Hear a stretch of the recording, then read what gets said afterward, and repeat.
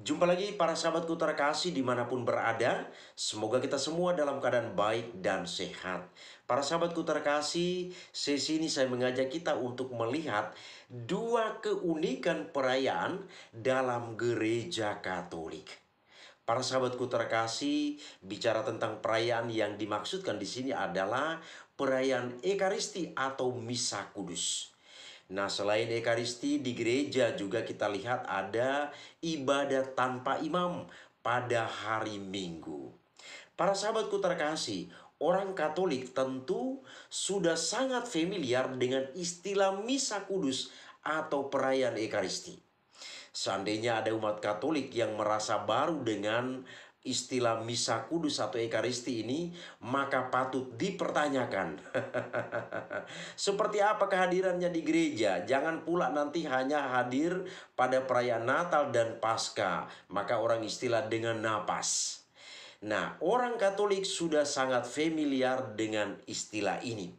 Lagi pula, dimanapun itu tempatnya, perayaan Ekaristi itu tetap sama. Dimanapun itu tempatnya. Mau di Indonesia ini kita mengikuti perayaan Ekaristi di Indonesia bagian Barat, Indonesia bagian Tengah, Indonesia bagian Timur. Semua atau yang namanya perayaan Ekaristi itu sama. Pergi kita ke luar negeri mengikuti misa atau perayaan Ekaristi di luar negeri pun semuanya sama, tidak ada bedanya. Seluruh rumusan yang dipakai dalam perayaan Ekaristi itu sama. Jadi tidak ada yang ini duluan setelah itu ini. Tidak ada, semuanya terstruktur dengan baik sesuai dengan tata perayaan yang sudah ditetapkan. Yang bedanya barangkali itu hanya bahasanya. Karena kita lihat di Indonesia sendiri pun di beberapa daerah ada perayaan dibuat dalam bahasa daerah. Ataupun mungkin kalau kita pergi ke negara-negara lain, kita akan melihat perayaan Ekaristi di sana dirayakan dengan menggunakan bahasa setempat. Jadi yang membuat beda itu hanya bahasanya. Tapi tata perayaannya mulai dari ritus pembuka, kemudian ritus sabda, ritus Ekaristi, dan ritus penutup semuanya sama. Tidak ada bedanya. Nah, para sahabatku terkasih, ada dua keistimewaan perayaan dalam gereja Katolik yang bisa kita lihat saat ini, yaitu ketika kita menghadiri Misa Kudus atau perayaan Ekaristi. Nah, dua keunikan itu adalah pertama, di dalam gereja Katolik tidak ada pembedaan tempat duduk. Ini luar biasa para sahabatku terkasih. Jadi di dalam gereja Katolik itu baik di dalam perayaan Ekaristi Kudus atau Misa Kudus, demikian juga misalnya ibadat hari Minggu tanpa imam, di sana tidak ada yang dinamakan dengan membeda-bedakan tempat duduk. Jadi semua umat yang hadir di dalam gereja itu mempunyai hak yang sama menempati posisi dimanapun itu. Hanya ada sedikit pengecualian nanti. Seperti apa nanti kita lihat. Baik umat maupun pengurus gereja tidak ada pembedaan tempat duduk. Jadi inilah kesamaan yang ada di dalam gereja Katolik. Entah dia itu pengurus, baru menjabat sebagai pengurus atau sudah lama menjadi pengurus. Demikian juga umat-umat yang ada di dalam gereja itu semuanya sama, tidak ada bedanya dalam hal tempat duduk. Pengurus tidak punya tempat duduk khusus. Pengurus gereja tidak punya tempat duduk khusus dalam gereja Katolik. Tapi seandainya di tempat tertentu, misalnya dalam gereja Katolik di tempat tertentu, pengurus harus punya tempat duduk khusus. Ini patut dipertanyakan ini. Karena di dalam gereja Katolik hal ini tidak ada. Baik pengurus maupun umat semua sama saja, tidak ada bedanya. Nah, semua bebas duduk dimanapun.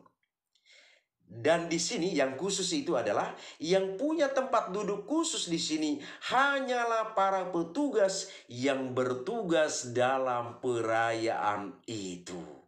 Jadi pengurus kemudian umat-umat yang lain itu tempat duduknya itu sama saja, mau duduk dimanapun itu tidak jadi masalah. Yang membedakan sedikit saja di sini adalah Para petugas, dalam hal ini para petugas liturgi dalam perayaan itu memang punya tempat duduk khusus. Mereka duduk di tempat yang paling depan. Supaya apa? Dapat lebih cepat bertugas pada saat bagiannya. Misalnya sampailah pada saat liturgi sabda, maka lektor yang duduk paling depan lebih cepat, lebih mudah berdiri dan sampai pada mimbar untuk melaksanakan pembacaan sabda Tuhan. Bahkan dalam perayaan-perayaan besar dengan kehadiran umat yang begitu banyak, ini misalnya kita lihat dalam perayaan Natal misalnya, kemudian perayaan Paskah ataupun perayaan ulang tahun paroki itu atau ulang tahun gereja itu, pengurus bahkan di sini tidak mendapat tempat duduk. Pengurus tidak mendapat tempat duduk. Pengurus bahkan di sini sibuk mencari tempat duduk untuk umat yang hadir. Luar biasa para sahabatku terkasih. Karena di sini tidak ada pembedaan. Saya sebagai pengurus saya harus punya tempat duduk khusus. Umat cari sendiri itu tidak ada. Tidak kita temukan dalam gereja Katolik. Jadi di dalam perayaan-perayaan besar seperti ini pun pengurus itu bahkan tidak mendapat tempat duduk, dan pengurus di sini sibuk mencari tempat duduk tambahan untuk umat yang datang. Jadi bukan pengurus mencari tempat duduk aman dan membiarkan umat cari tempat duduk sendiri. Kalau di gereja yang lain, misalnya di gereja Katolik di tempat yang lain, kalau ada seperti ini pengurus-pengurusnya, maka bertobatlah pengurus-pengurusnya itu. Bertobatlah, karena kita sebagai pengurus itu dalam gereja Katolik, pengurus itu selain sebagai pemimpin, pengurus juga di sini sebagai pelayan. Ingat baik-baik para sahabatku terkasih. Jadi para pengurus dalam gereja Katolik itu jangan kita menempatkan diri sebagai tuan bagi yang lain. Atau harus menempatkan diri sebagai orang yang dilayani. Itu tidak ada dalam semangat hidup atau spiritualitasnya gereja Katolik. Jadi para pengurus gereja dimanapun itu, baik di paroki, di stasi, di lingkungan dan lain sebagainya, para pengurus gereja di sana adalah sebagai pemimpin dan pelayan. Pemimpin di sini memimpin, mengarahkan umat, memberikan contoh atau teladan, dan juga sebagai pelayan. Jadi tidak ada di sana kita temukan para pengurus gereja itu harus dilayani oleh umat. Itu tidak akan kita temukan dalam spiritualitas gereja Katolik.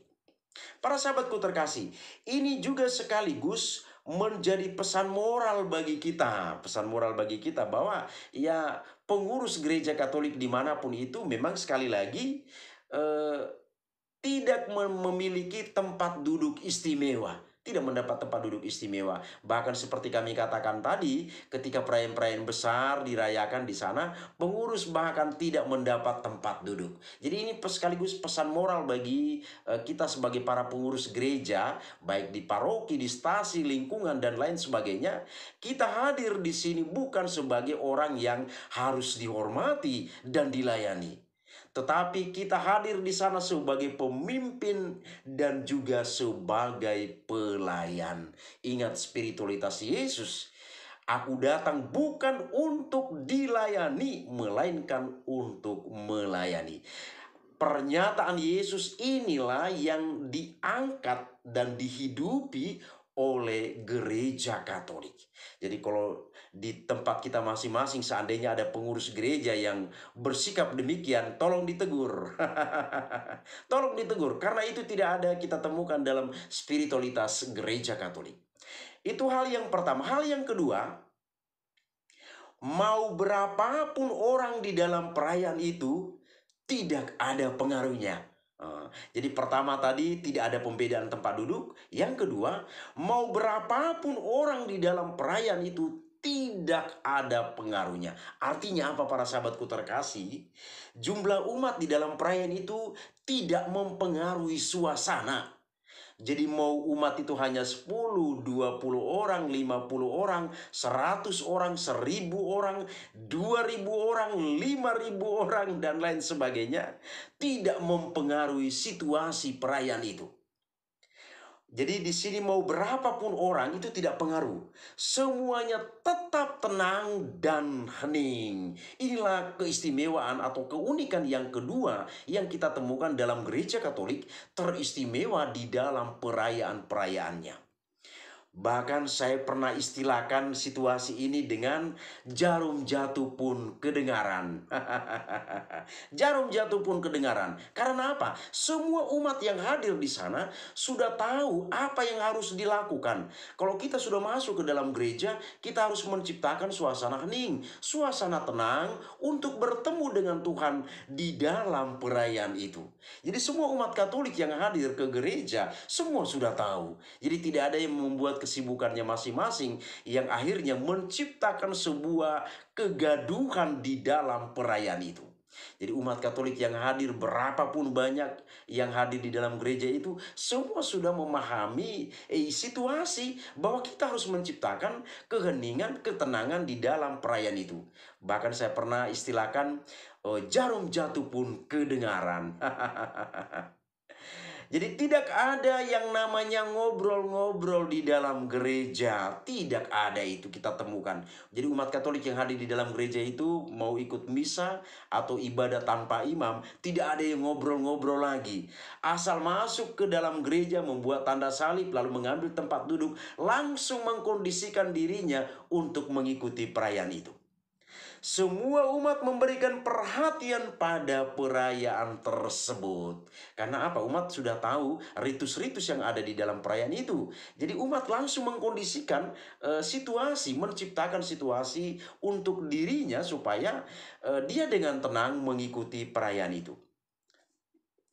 Bahkan di sana umat dilarang buka-buka HP di dalam gereja ketika perayaan itu berlangsung. Kalau zaman dulu sebelum adanya HP, barangkali tidak ada kekhawatiran gereja ketika umat hadir di dalam gereja. Kenapa? Umat tidak akan buka-buka HP di dalam gereja. Nah, saat ini zaman semakin canggih, HP itu begitu gampang kita buka dimanapun dan kita bawa kemana saja HP itu. Bahkan sudah menjadi sebuah kebutuhan pokok. Maka ketika HP tinggal di rumah, kita pasti akan kembali ke rumah untuk mengambilnya. Nah, di gereja umat dilarang untuk membuka-buka HP. Maka para sahabatku terkasih, ketika kita hadir di gereja, bawalah kitab suci. Sehingga ketika Anda, para sahabatku terkasih, ingin mengikuti bacaan kitab suci yang dibacakan oleh para lektor dari mimbar, Anda dan atau para sahabatku terkasih bisa membukanya dari kitab suci. Jangan buka dari HP. Kalau kita buka dari HP, ada nanti peluang misalnya tiba-tiba masuk pesan di WA dari seseorang yang di sana pesan itu bisa mengganggu konsentrasi kita di dalam perayaan itu. Maka dilarang kita buka-buka HP di dalam perayaan. Jadi seandainya di gereja Katolik dimanapun itu, ketika masih ada umat di sana yang buka-buka HP pada saat perayaan, maka petugas tata tertib diharapkan untuk mengingatkan mereka. Mengingatkan mereka supaya ya jangan sempat nanti selain dia membuka HP untuk dirinya, orang yang atau umat yang ada di kiri dan kanannya pasti akan terganggu juga. Jadi konsentrasi sebelumnya sudah baik, akhirnya menjadi buyar karena terganggu melihat teman-teman yang ada di kiri atau kanan yang sedang membuka HP. Nah, jadi di dalam perayaan kita teristimewa di sini misalnya perayaan Ekaristi Kudus, umat Katolik tidak dibenarkan membuka-buka HP di dalam perayaan itu. Dan ini kita lihat, ini mulai berlaku dari Vatikan sampai ke seluruh penjuru dunia. Jadi larangan ini bukan hanya untuk tempat-tempat tertentu, tapi yang memang ajaran yang satu dan sama yang kita terima dari Vatikan untuk kita. Bahwa pada perayaan Ekaristi itu kita memang betul-betul memberikan perhatian dan kita menyingkirkan hal-hal yang ada di sekitar kita yang sifatnya mengganggu kita.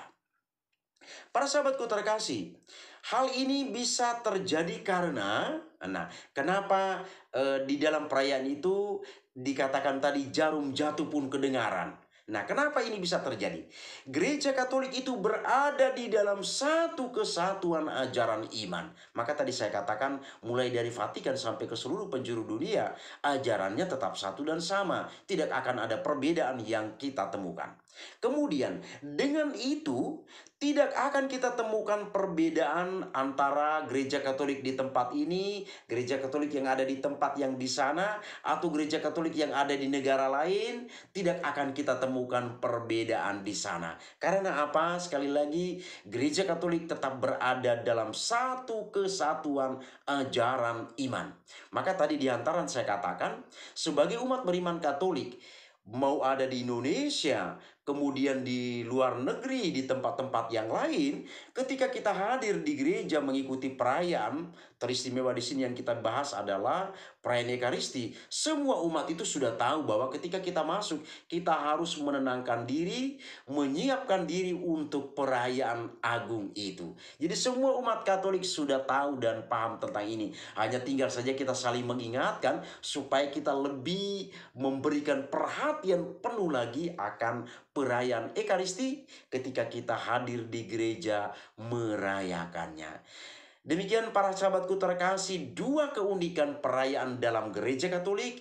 Kiranya ini mengingatkan kita seandainya kita sudah mulai lalai, dan ini semakin meneguhkan kita untuk semakin menghayati perayaan yang kita rayakan. Terima kasih, Tuhan memberkati.